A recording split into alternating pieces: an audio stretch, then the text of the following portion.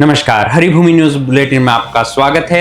आइए अब नजर डालते हैं आज की प्रमुख हेडलाइंस पर। संसद के बजट सत्र के दौरान लोकसभा में आज उस समय भारी हंगामा खड़ा हो गया जब नेता प्रतिपक्ष राहुल गांधी ने डोकलाम और चीनी घुसपैठ का मुद्दा उठाया। राहुल गांधी ने पूर्व सेना प्रमुख एम नरवणे की किताब का हवाला देते हुए सरकार पर गंभीर आरोप लगाए। इस पर रक्षा मंत्री राजनाथ सिंह ने तीखा पलटवार करते हुए कहा कि राहुल गांधी सदन के नियमों का उल्लंघन कर रहे हैं और बिना पुष्टि वाले तथ्यों का उल्लेख कर रहे हैं। सत्ता पक्ष ने राहुल गांधी के बयान को राष्ट्र विरोधी करार दिया। वहीं विपक्ष की ओर से महुआ मोहपात्रा ने तंज कसते हुए कहा कि जब सत्ता पक्ष विपक्ष को देशद्रोही कहता है तब ये नियम कहां जाते हैं।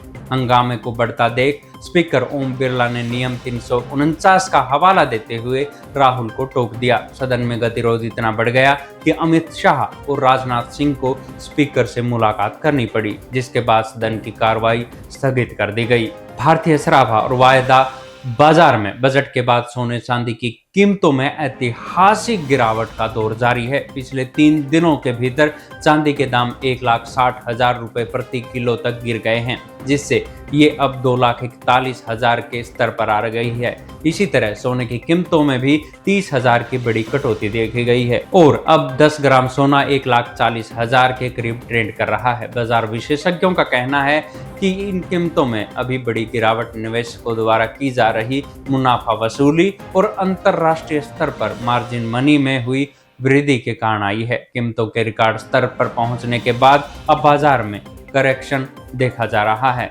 जिससे खरीदारों को बड़ी राहत मिली है। पश्चिम बंगाल की राजनीति में एक बार फिर चुनाव आयोग और राज्य सरकार के बीच टकराव की स्थिति बन गई है। मुख्यमंत्री ममता बनर्जी ने राज्य में चल रहे स्पेशल इंसेंटिव रिवीजन यानी SIR प्रक्रिया को चुनौती देते हुए सुप्रीम कोर्ट का दरवाजा खटखटाया है। ममता बनर्जी का आरोप है कि इस प्रक्रिया के जरिए मतदाता सूची में गड़बड़ी की आशंका है। इसी सिलसिले में मुख्यमंत्री दिल्ली पहुंच चुकी है और वो आज मुख्य चुनाव आयुक्त ज्ञानेश कुमार से मुलाकात कर अपनी लिखित आपत्तियां दर्ज कराएंगी। जिसके अतिरिक्त वाराणसी में शंकराचार्य मुक्तेश्वरानंद सरस्वती ने अयोध्या के GST डिप्टी कमिश्नर द्वारा इस्तीफा वापस लेने पर कड़ा प्रहार किया है। उन्होंने कहा कि व्यवस्था में नैतिक साहस की कमी है। साथ ही उन्होंने पशुधन मंत्री धर्मपाल सिंह के आका वाले बयान पर पलटवार करते हुए इसे मुगलिया मानसिकता और मुसलमानी भाषा बताया है। शंकराचार्य ने गोकशी और मांस के निर्यात के मुद्दे पर योगी सरकार को घेरते हुए आरोप लगाया कि प्रदेश में बूचड़खानों की संख्या बढ़ी है। उन्होंने मुख्यमंत्री के वेतन के स्रोत पर भी सवाल उठाते हुए कहा कि सन्यासी परंपरा में मांस व्यापार की आय का हिस्सा लेना अनुचित है। चीन के राष्ट्रपति शी जिनपिंग ने अमेरिकी डॉलर के वैश्विक वर्चस्व को सीधी चुनौती देते हुए युआन को अंतर्राष्ट्रीय रिजर्व करेंसी के रूप में स्थापित करने का आह्वान किया है। जिनपिंग का मानना है कि एक सच्ची आर्थिक महाशक्ति बनने के लिए दुनिया का भरोसा जीतने वाली मजबूत करेंसी अनिवार्य है। चीनी मैगजीन GUC में प्रकाशित उनके इस बयान ने वैश्विक राजनीति में हलचल मचा दी है। ये घोषणा ऐसे समय में हुई है जब डोनाल्ड ट्रंप पहले ही ब्रिक्स देशों को डॉलर का विकल्प खोजने पर 100% टैरिफ लगाने की चेतावनी दे चुके हैं। चीन की ये रणनीति न केवल अमेरिका की मौद्रिक शक्ति को कमजोर कर सकती है बल्कि भविष्य में ट्रंप और जिनपिंग के बीच व्यापारिक युद्ध को और अधिक हिंसक बना सकती है। मध्य प्रदेश के झाबुआ में पत्नी ने सोशल मीडिया रील बनाने से रोकने पर अपने पति की रस्सी से गला घोंटकर हत्या कर दी। दिल दहला देने वाली बात यह है कि हत्या के बाद आरोपी पत्नी ने कमरे में पड़ी लाश के पास खड़े होकर न केवल श्रृंगार किया बल्कि घर में चल रहे शादी समारोह में शामिल होकर BRP और DJ की धुनों पर जमकर डांस किया।